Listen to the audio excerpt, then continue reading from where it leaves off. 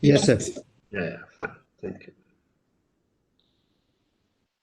So this is the kind of technology landscaping we are talking about, technology scenario analysis. So this case is for using enriched oxygen in place of air in the internal combustion engine. Small combustion chamber saves consumption of fuel, combustion is more complete, and even emissions are reduced. Engine patterns will integrate oxygen enrichment unit and group them according to the oxygen separating technology. As you know, air has only 20% oxygen. An idea. When you look at the patent landscape, you see the number of approaches people have taken. As I was telling you, we have one or two approaches in mind. But when you look at the complete patent landscape, you get to see number of different approaches people do. Right from gas separation membrane, adsorption, chemical separation, magnetic separation, liquefaction, electrochemical cell, ionization, and so on. The distribution, you see gas separation at the top, adsorption is next, and there are other approaches. Down further, under the gas separation, what kind of membrane material? Is it polymer? Is it zeolite? Is it ceramic? What kind of membrane module? Is it a hollow fiber, tubular type, spiral type, plate type, honeycomb, porosity, etc. Now you can keep on drilling down to the extent of information you want and what you are doing and what for you want that information. So key findings in this kind of study are the widely technology are gas separation by membrane and adsorption. Use of selectively permeable membrane and permeability is on the rise. In technology, fewer patents are magnetic separators in gas like gas centrifuge, and there are some emerging technology electrochemical cells in membrane reactors. Recent news about the oxygen enrichment unit being used for the COVID patients because there's a shortage of oxygen, so can give them 40%, 50% oxygen, at least can substitute. There's another case where the proposition was, can we have tubular component for the chassis? Chassis is a structure element which is made of the steel frame, body and motor of an auto vehicle. So you use the vehicle weight. So the proposition was, can we do a component?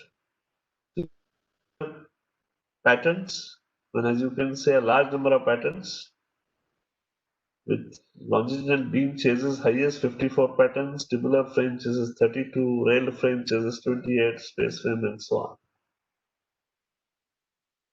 You get to see what kind of shape of the frame. Box beam chases 11, ladder frame chases 9, H-shape frame 5, A-arm chases 3 and so on. The technology focuses already on using tubular components, including metal, plastic, and resin materials for front and side impact absorption. Maximum number of patents are on hydroform steel or the aluminum tubular component. These hydroform metals impart increased stiffness to a structural membrane. And this study also highlighted the chassis design for the car.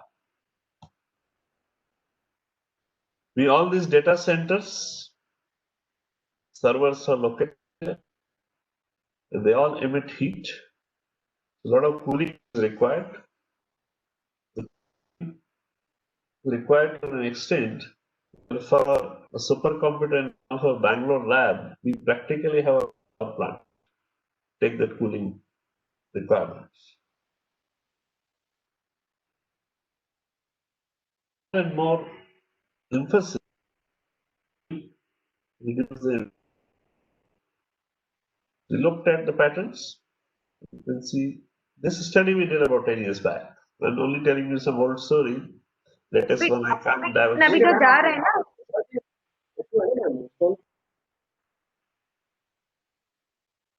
different approaches people are taken. What is the technology?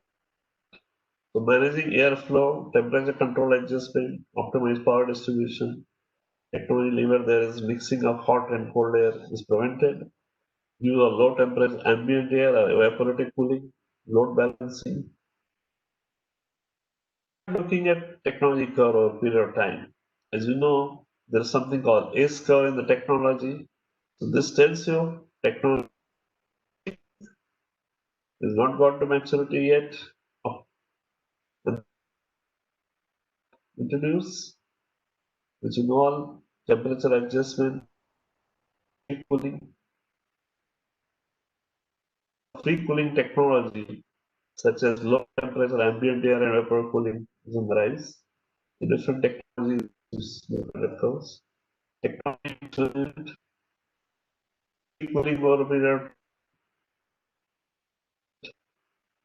assignee wise, however the filing trend network, where you see working on same approach are working together. Geographical distribution, you see majority of United States. At that point of time, majority were applications are yet to be granted, witnessing growth. Technology, which are temperature control by vapor cooling are in focus. And companies which are at some of them has a small portfolio, so which can be the candidates for license acquisition. This is a case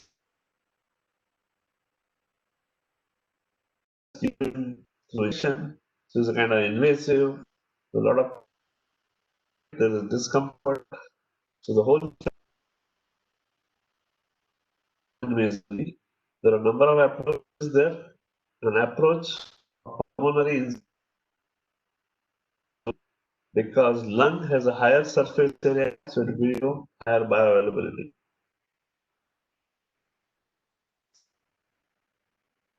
This advantage when we identify patterns. I'll not get into chemistry and biology of that. Basically, the formulation patterns, apparatus and systems for inhalation, powder filling techniques. So there are 5 approaches in formulation. So we looked at each of those approaches. What is the benefit, advantage of each approach? Then apparatus design, what are the benefits of the device?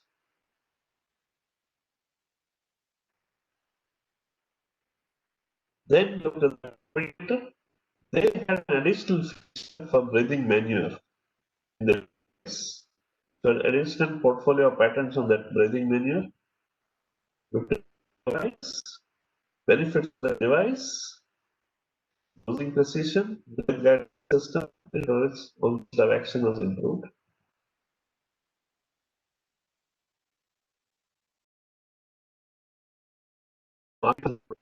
So the first case, Pfizer collaborated with them. The second case, Novo collaborated with them. We looked at where both of them are, what stage they are, what they have, and about dry powder form, then the liquid form. The device is purely mechanical, no battery. The device is battery powered electronic system, microprocessor, the breath guidance system. At that point of time, what kind of analysis gives you a computer intelligence? Strategies which will ultimately succeed in commercialization of product. Stability, fogging and dispersion of global combination of insulin and the cost. Actually, this product, Zubra, into the Indian market was approved, but then started accumulation in the lung. So temporarily it has been withdrawn.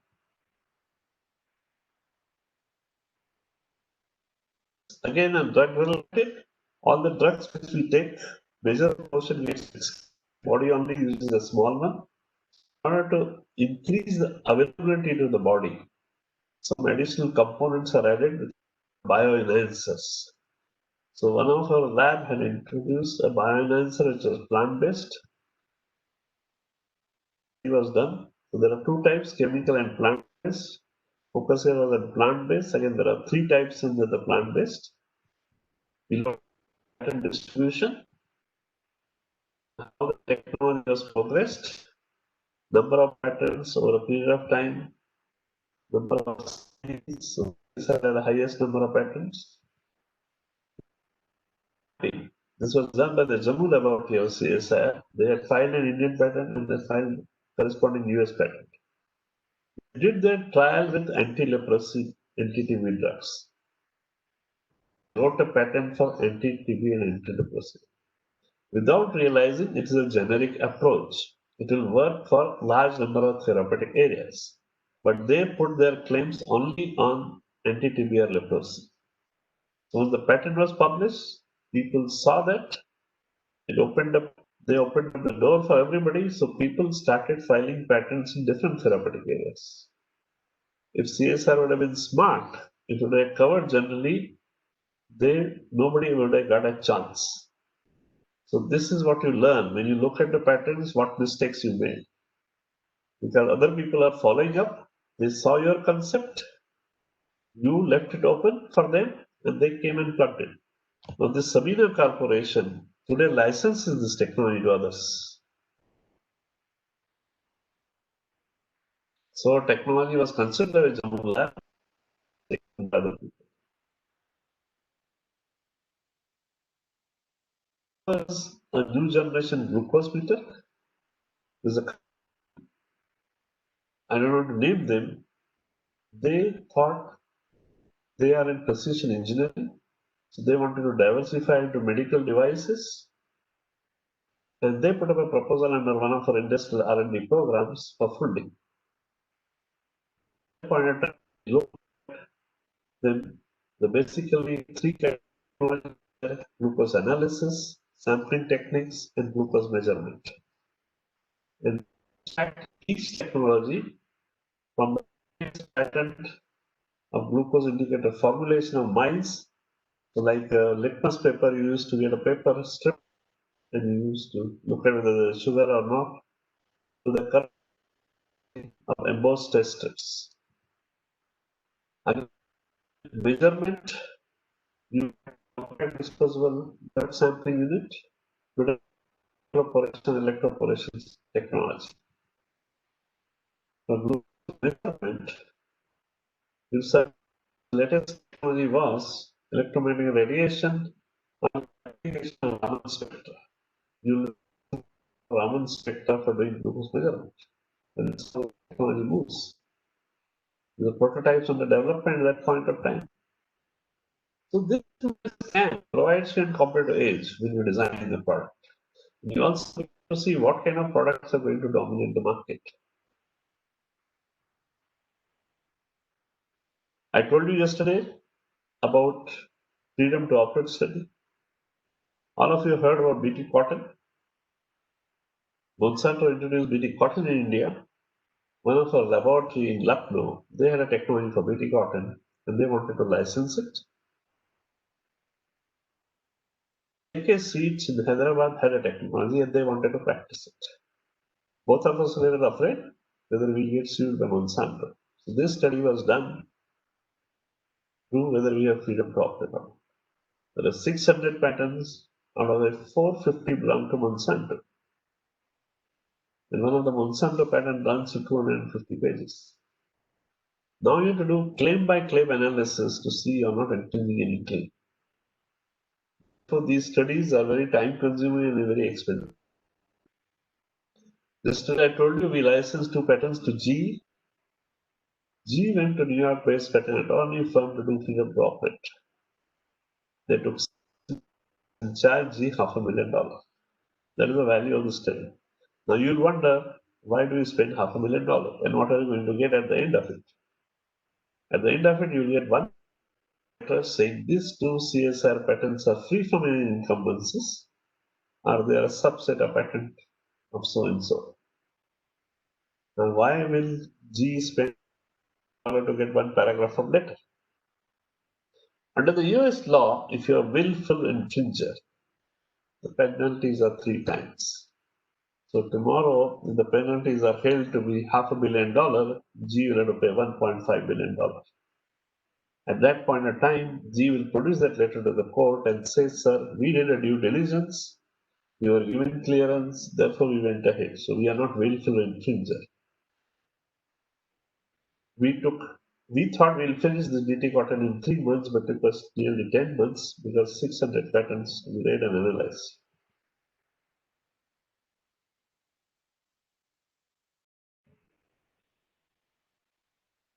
So I'll skip again this, as you know, ashwagandha. So ashwagandha has an active principle called methonolite, which is responsible for its activity. And the percentage is 0.08. So here the proposition was to do biotechnological intervention to increase that content. We were told it is an Ayurveda plant, there are no patents on this, nobody in the world is interested in Indian ashwagandha. Because the what is called metabolic pathways. Metabolic pathways are common in commercial crops.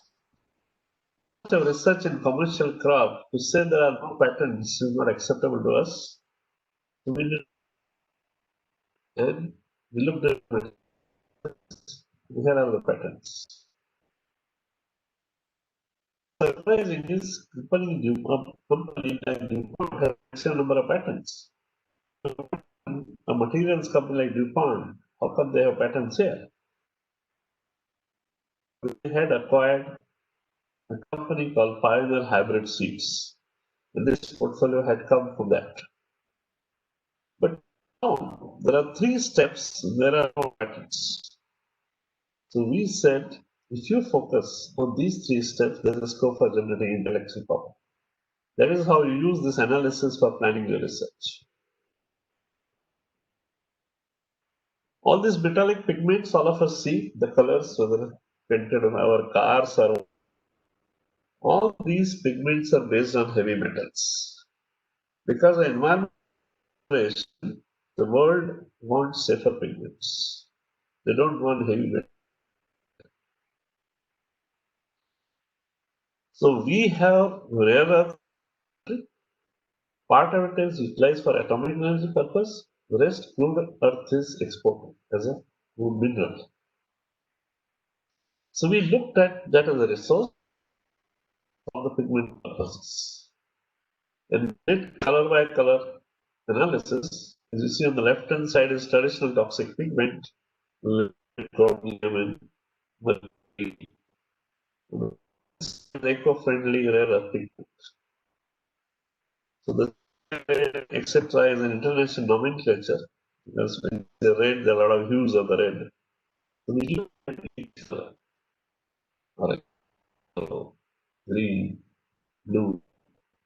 So based on this study, our laboratory in Trivandrum, they have a US patent on this blue pigment and they are recently licensed.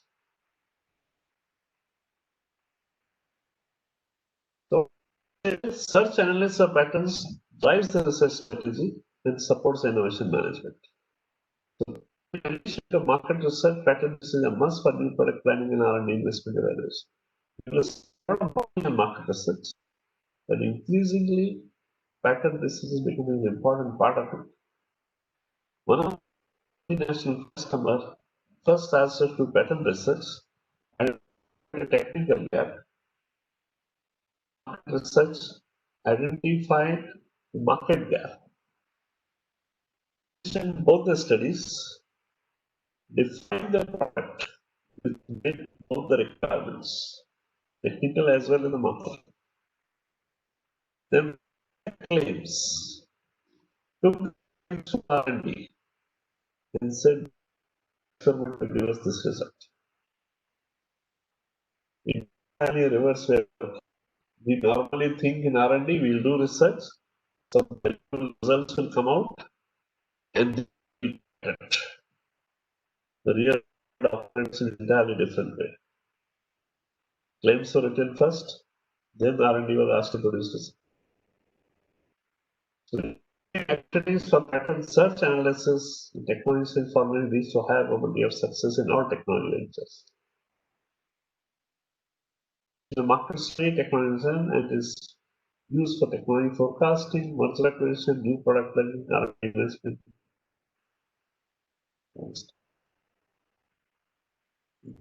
Questions and answer.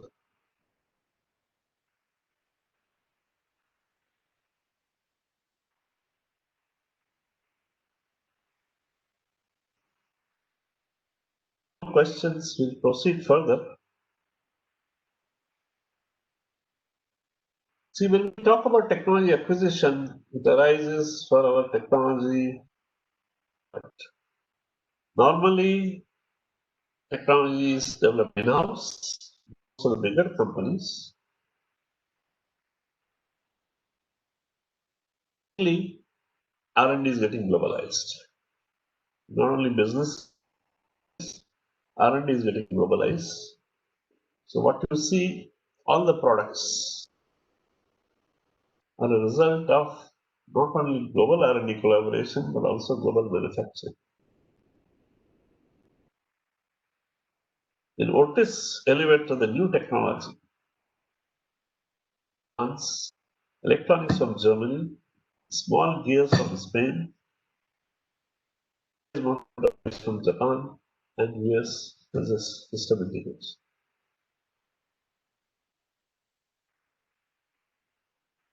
And this is everywhere. Whether it is automobile, it is your laptop, whether it is your phone. So what is happening is every product is a multi-technology product. So in this high technology, it is not a competition between products or the companies. It is basically a skill-based competition. Sir, request please put the presentation in the full mode, sir. Oh, sorry. Thank you. Yes, sir. See, products are a transient mechanism. We use skills to produce the products, and market drives value out of the company's skills. Products are transient mechanism through which the value is driven. Product life cycles are becoming shorter and shorter. We discussed yesterday the number of phones which we have replaced in 5 years.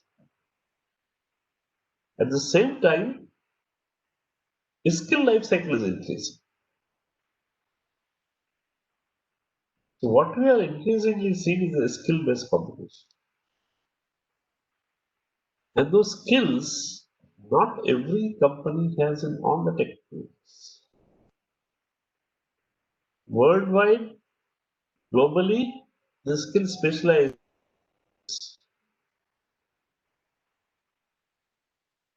All these multinational companies, DuPont, GE, companies, all DuPont products were based on polyester, whether it was nylon, whether it was Teflon. These companies are increasingly feeling when it comes to technology renewal that they are unable all the skills at the cutting edge because pace is so high. There's no time to do that, even if you have the money. You cannot even afford all the experts across the world in all the areas. There's a technology leveling which is taking place among the countries and the companies. So now expertise and par with expertise is available in the external world. No longer companies have monopolies. The technological capability outside has increased. Even within the advanced developing countries like India, China, Brazil, Brazil produces an aircraft called Embraer. Indian Airlines has Embraer, Indian Air Force has an Embraer.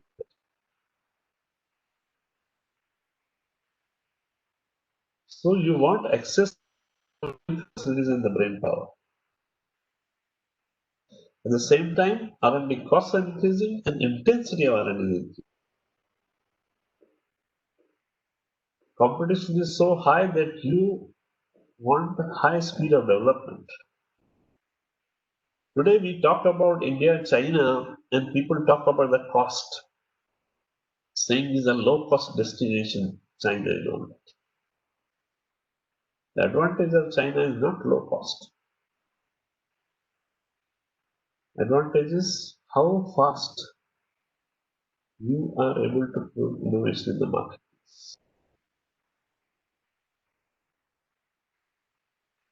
So the world is not driven by the low-cost innovators. The world is driven by the people who are able to do the fastest. So plus the risk too is low. The stakes are very high. So companies need to complement internal R&D with an external technology.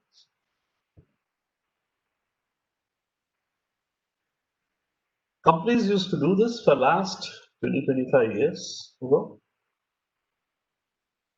Years ago, Henry Cheesebro, the chief executive of Procter and Gamble, saying open innovation. Why open? Because all these companies till that point of time were all inward looking. Everything what they invented inside they commercialized. They never looked outside. Actually, they had a little reservation for what was coming from outside. But he said, all the smart people don't work for my company. I have 3,000 scientists and engineers in my R&D, but world has 30 billion or 3 billion. So why I don't tap into that resource? Why don't I look outside? So he opened up. PNG has a famous program which is called Connect and Develop, CND. So that program is across the world, looking for opportunities, for people, looking to acquire new products, new technologies. They have full organization structure. In each country, there is a manager responsible for CND function. And Henry Chesebro wrote a very famous book on open innovation. After some 10 years, with all that experience, he has followed with another book in public domain. So what he defined was open innovation is use of purpose to inflow and outflow of knowledge to accelerate internal innovation and expand the match external user innovation perspective. So in his paradigm, firms can and should use external ideas rather than internal ideas. The internal external paths to the market and then look at advanced technology. So tell you is based on my experience of dealing with this company. I'm not going to tell you theory because there's enough material and open. You go to net and you will get flooded with all open innovation material, which I have seen while talking to these companies, while dealing with these companies. I'm just going to share that experience.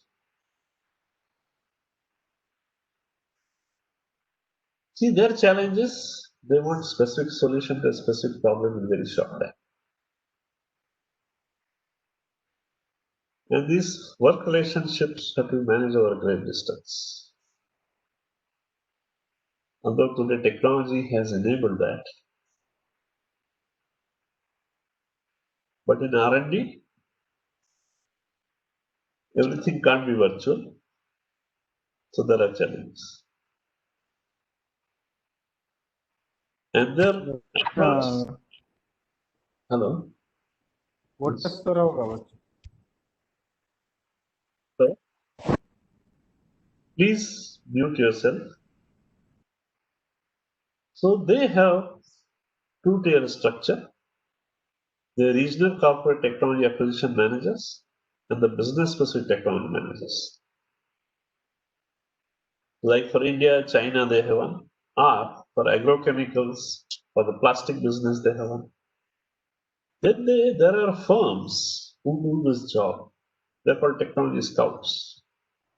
The company whom I interacted once upon a time called Technology Catalyst.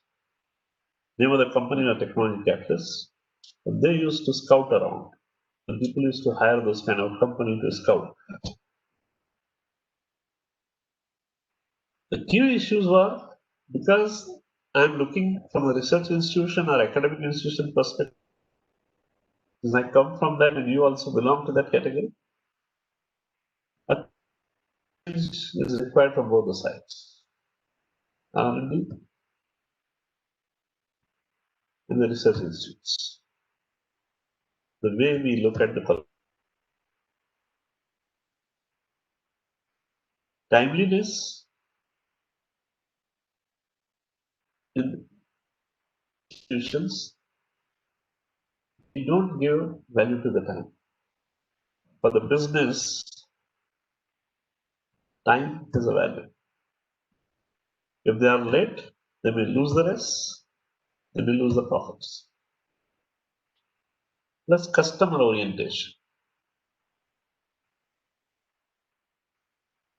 We need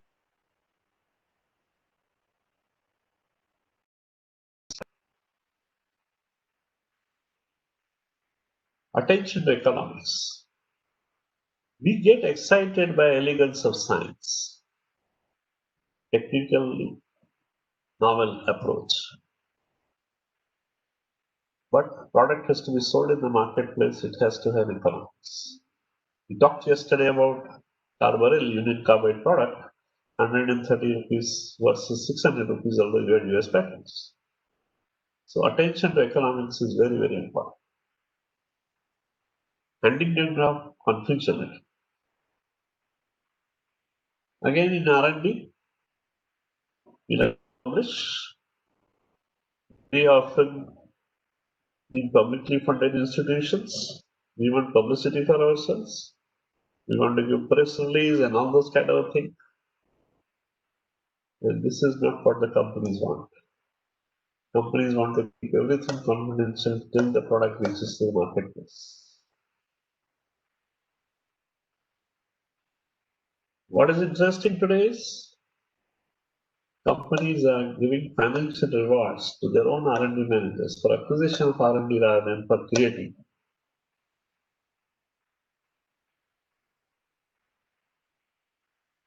Another problem they have is continuity. In companies, managers change over a period of time. That creates problem in maintaining the relationship.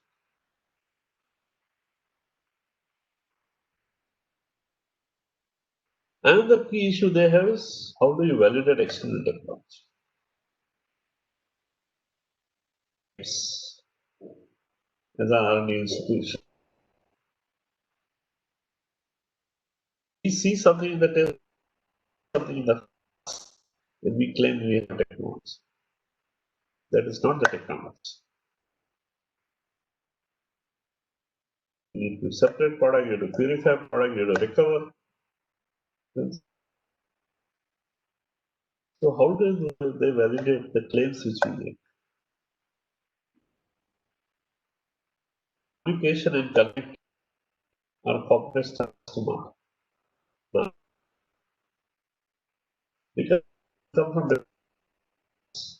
different way of working, different local conditions. What is the right partner? Because consultant has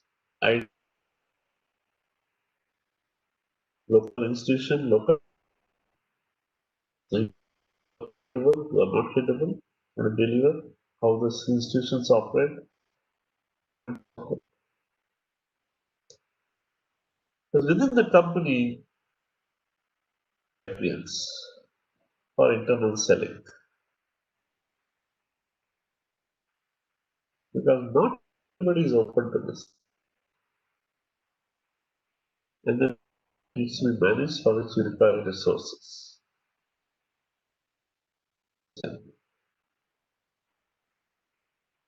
What and adopted a general principle is strategically partner with a limited number of well-established organizations which complement our internal.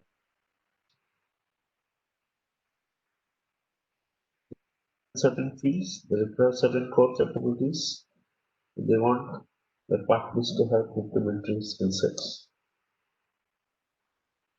For a specific well-defined technology needs, they broadly solicit the bids. They don't look at only single person. They want wider submissions of approaches. They look at more viable solutions and pick when the reward is their best. To maintain win-win relationship, they do provide necessary funding and personnel to stay close to development. They allocate resources, scientists, managers. They expect technologies provider technology and business needs. We can't be in our ivory tower and be little arrogant. They know what they want.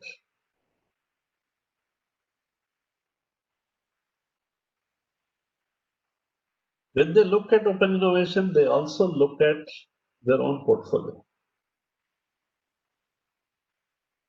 and say whether they can give it out. So they're ready to dispose of our cell technologies.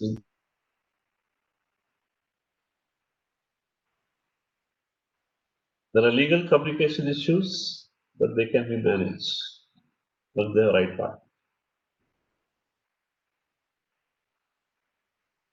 There are different models of consortia and industry partnerships. With their experiences, they're not so effective unless there's a very specific business need. And they require an internal steering group which navigates and which owns the project. The critical sectors vectors are you require dedicated personnel to help develop partnership. It's a full-time job.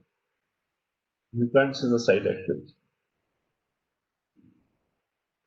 There has to be consistent external presence in that R&D community. And those people have to also coordinate internally with different stakeholders. And most important is develop implementation skill. When you say implementation skill, implement these projects with external partners and internal stakeholders. That's a skill by itself.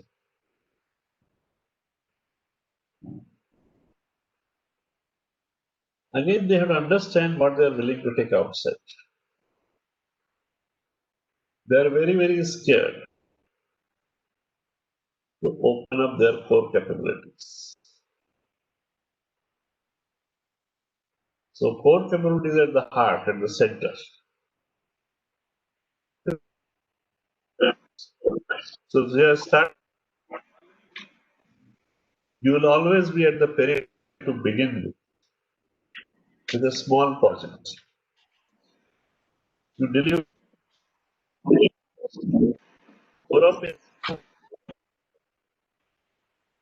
when they develop that confidence, you start moving inside.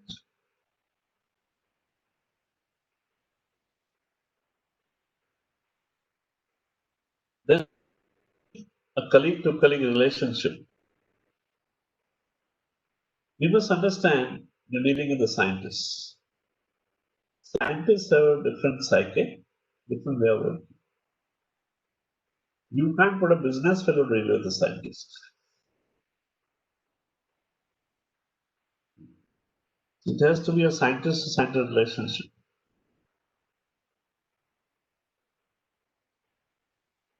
To succeed, you have to change our own culture.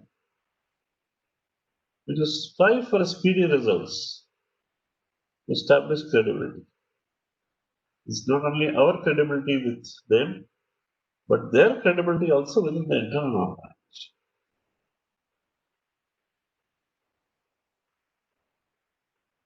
They in turn also help university and government labs to focus on their core competencies. We have worked with G for 10 years under the Research Alliance.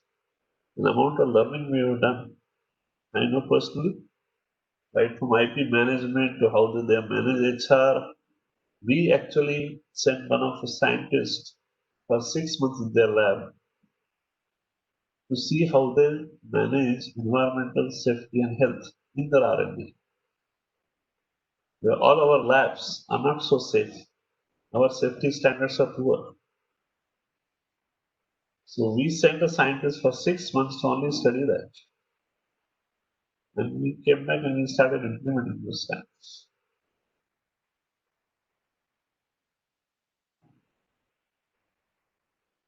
So the role of senior people in R&D and technology is changing.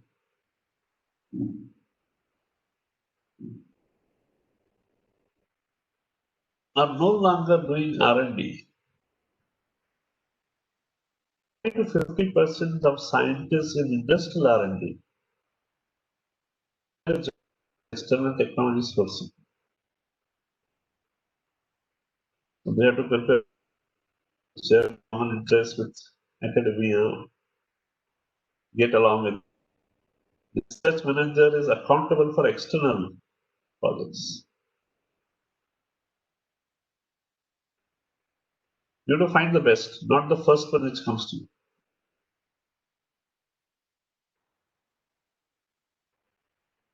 And research scientists, research manager also have to be aware of what are the business needs. And then empowered to take the decisions. This shows the need to look at new technology for the known markets, or a known technology for known markets and new markets. But when it comes to new technology for new markets, there's hesitation to acquire it sometimes. The risks are very high.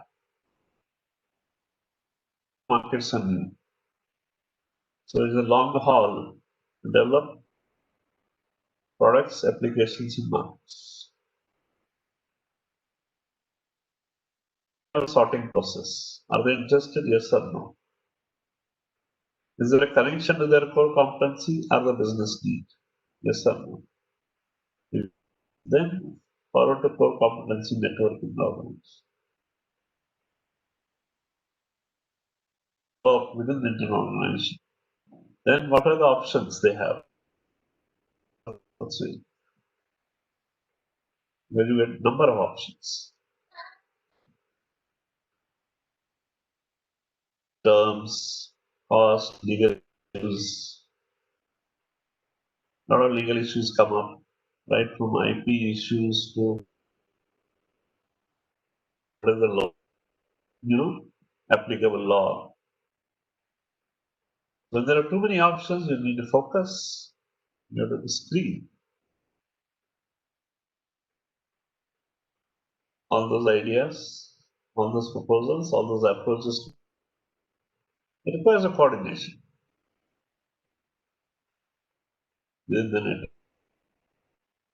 Then there are organizations which suffer from what is called NIH, not invented here syndrome. Biggest barrier when you deal with bigger companies. I told you we licensed those two patents to G. It took me 2 years to do that. Because the biggest resistance came from internal R&D. G invented it. There were 500 patents. They operated plants for 50 years. Now, for their R&D to say, go out to an Indian laboratory to acquire 2 patents.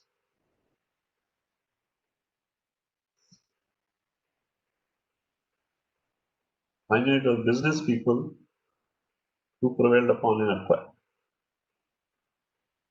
There are intellectual property issues. Who owns? Very often in institutions, we don't want to give out ownership. We are only willing to license. Companies want to own it for a number of reasons. They want to have full control. Plus, they buy and sell businesses. IP is a part of business asset. It doesn't belong to the company. Valuation and people is not owned by the company. You need to go inside. Not real. There are different business segments, different geographical segments, different area. You don't know who's doing what. So little window inside, fully understanding the organization is important. With outside, all the stakeholder. Also, there's inexperience. Negotiate terms, find the right partners, evaluate them. Very often, there is reluctance to reveal real need or strategy because you want to keep it confidential. If you reveal it, it may get leaked out. It may go to competitors. So you want to talk in general terms rather than say specific. Like,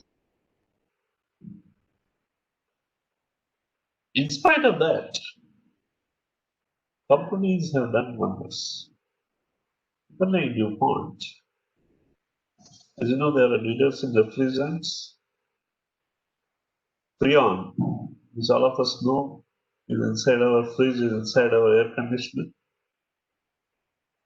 Freon is a trademark of DuPont product. DuPont are world leaders. Under the Montreal Protocol, when it was said that Freon causes ozone hole, it was decided to replace all these freons. DuPont appointed a manager to look at that. That manager looked at the outside.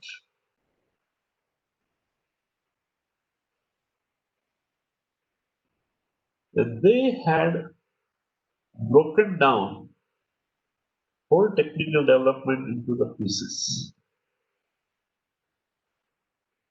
And they had close to 3 dozen collaborations across the world. Whatever was required to be done, where it can be best done. Not a single experiment was done within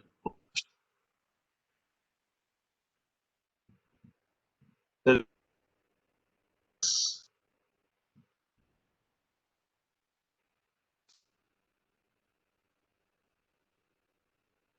business was recreated with a new refrigerant cell under the name of SUA.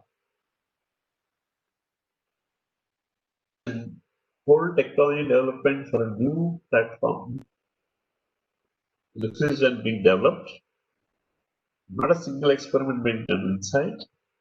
You have 3 dozen collaborators across the world. Somebody is doing physical measurement, somebody is doing synthesis, somebody is doing other things. But the whole business was recreated, manufacturing plant setup. A number of companies have done it. They adopt different acquisition methods.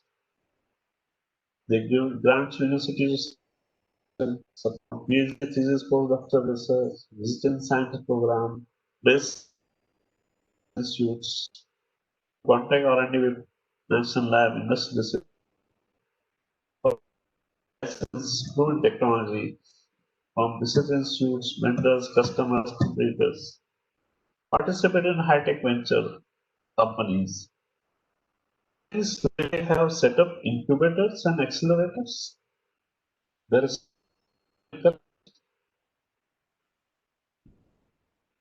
companies say these are find out startups working which are aligned to them.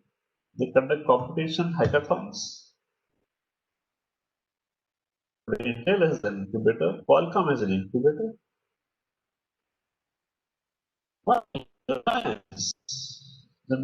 they take every year after 10 people, startup, mentor them, support them completely.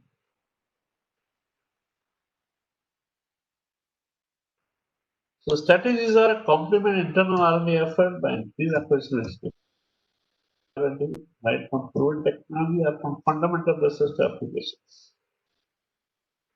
Applications are faster and cheaper with higher erudition.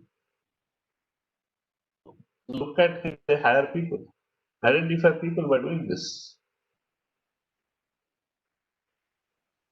Suppose the development of market.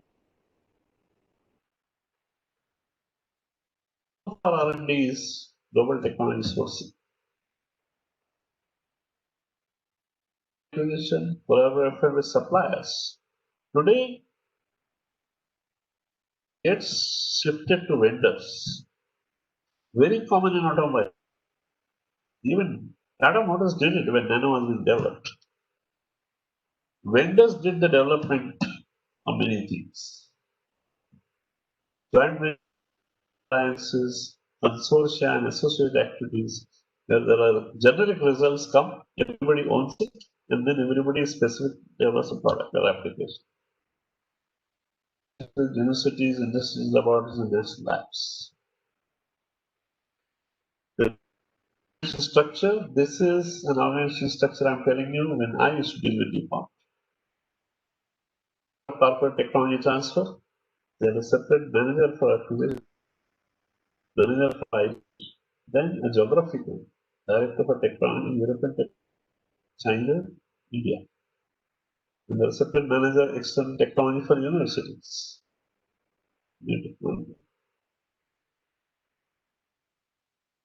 So let us come to the second part of my lecture. See, up till now, about market for technologies.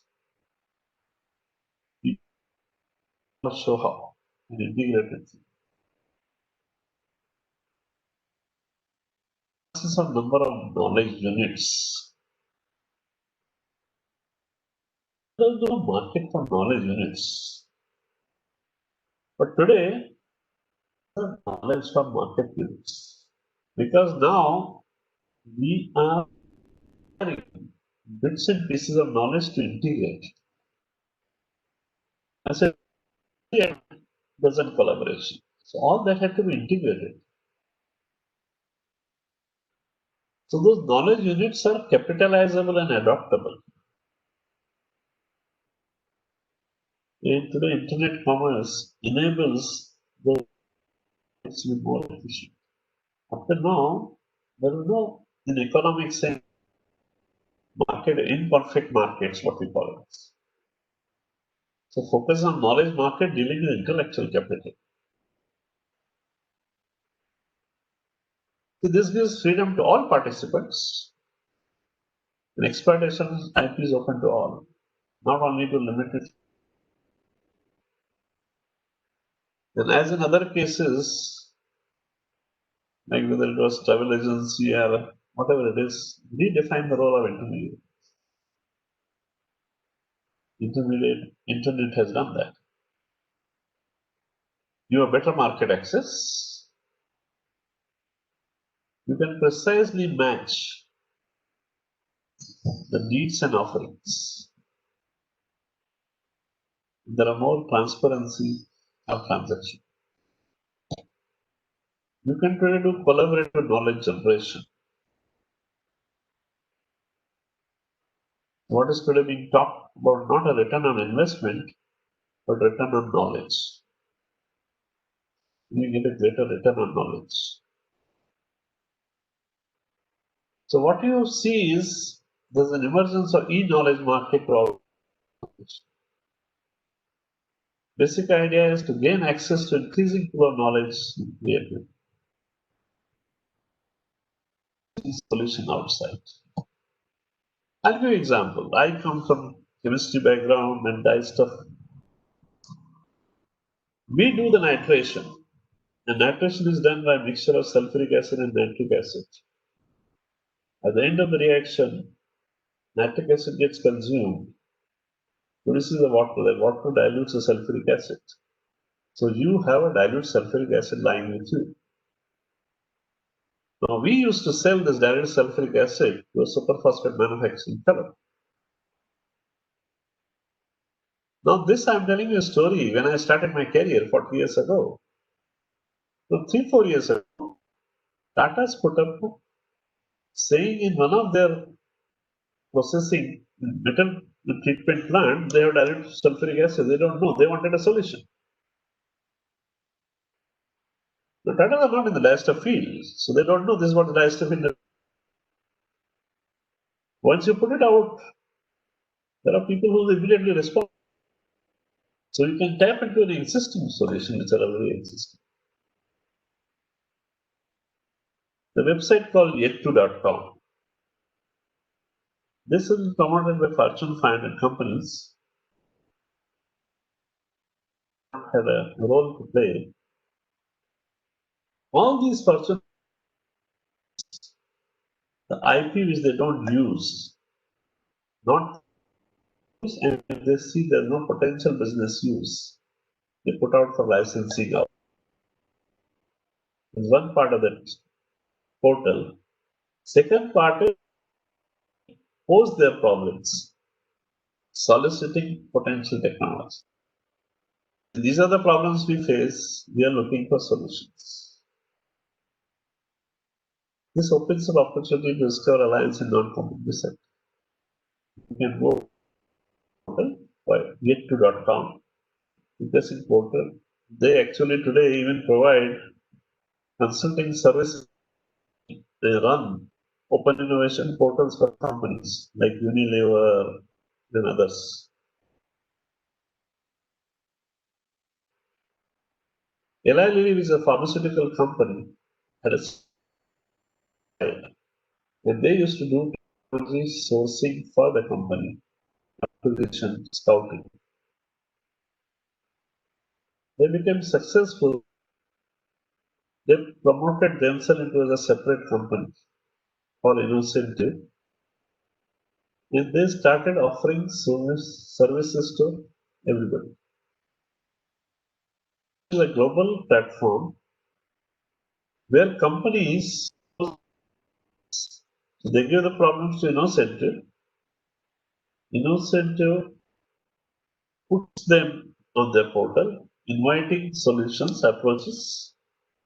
People make some, those submissions are evaluated, and the best approach solution, what they feel, gets rewarded. Lot of freelance participate there. In the area of chemistry, they get maximum submissions from India. And many Indians have won the prize, including my organization. 4 times we won the prize. They're very popular. They initially started the chemistry, biology, then engineering. Now they even take up non-science problems. The organization called 9 Sigma.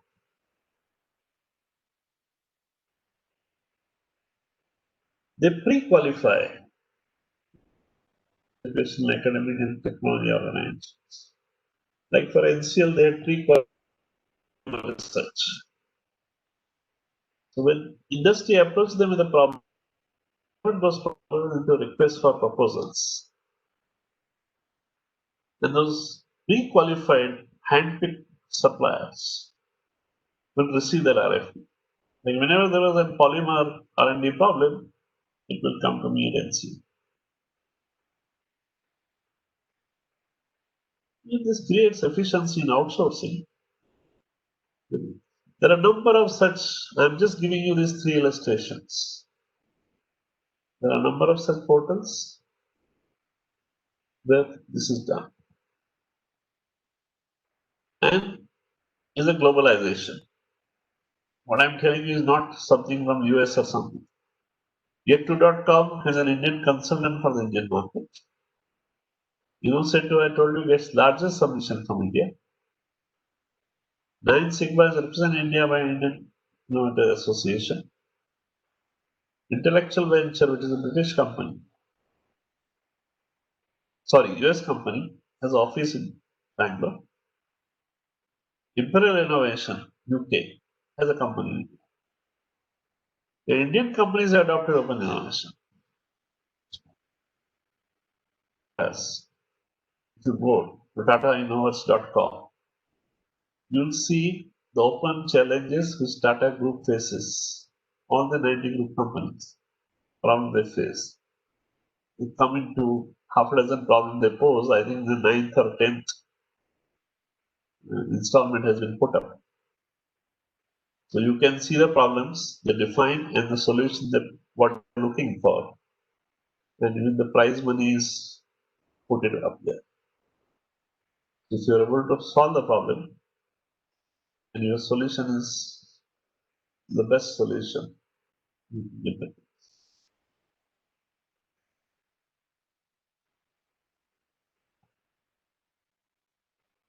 They work with startup.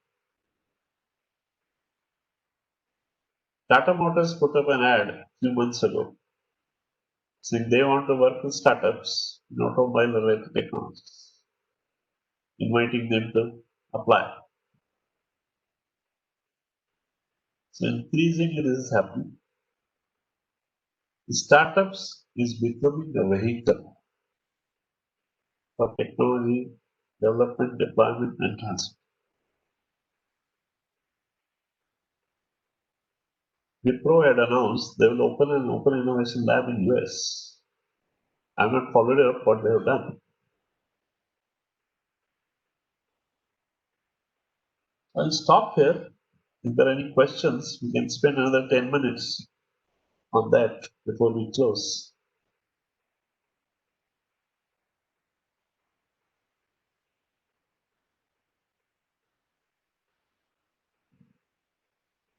Feel free, not only what I spoke today, yesterday, or even on the first day, you can have free session.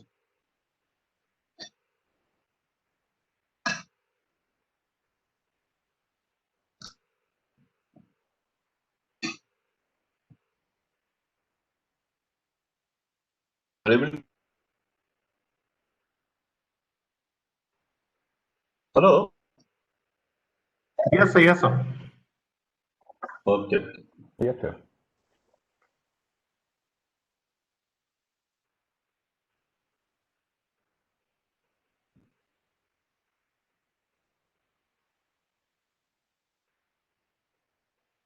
There are no questions to take up.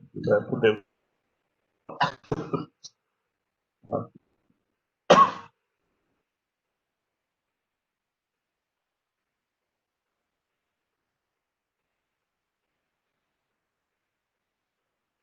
Actually, I look at these portals very often to identify for you the real problems. Even if you don't want to participate in these competitions and not to submit submission, these are excellent problems to work, train our students in the academic institutions. Instead of giving them some projects which has no relevance, if you give them a real life problem, it's a good learning for them. So, morning, sir. This is Samir Kulkarni. Yeah, please. Sir, same is the portal available from Government of India also, innovate.gov.in. Yeah, government is 1 or 2 years has started. I'm only looking at the corporate sector because technology acquisition we talk. I agree with you. Government has put it. See what happens, difference between government and this is, here company is going to implement. In the case of government, you require another agency to implement. But government is encouraging because government is then saying they are willing to buy the solution if it is developed. So that is a good move. But what my issue is, sir, because I had been also following through this innovation domain, but Uh-huh. hardly any implementation or outcome is shared across the online portals. See what Then it's very happens. difficult to follow it up. But see what happens. The companies want to acquire, then company doesn't want to talk about it. See, if the Tata acquires, Tata is not going to make a noise about it. They'll pay you money and they will implement it. So how All you will see a final Tata product. Now, what has gone into which technology pieces have gone into, they will not make noise. Is a part of also the corporate confidentiality, because very often access to source of knowledge is also your competitive advantage.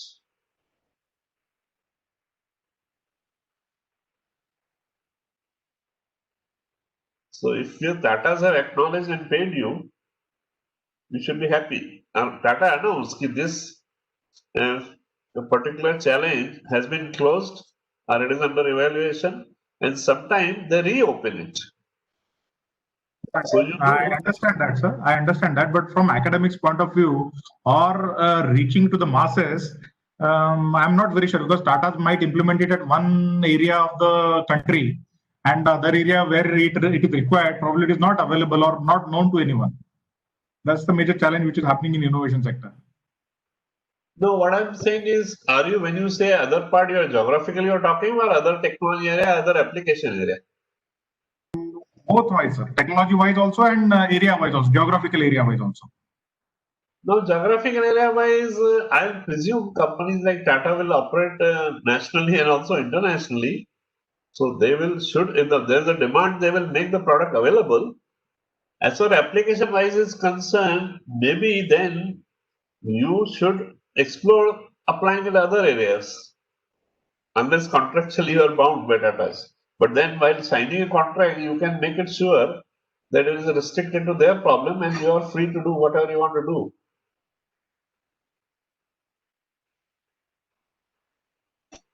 What we call as the field of use licensing.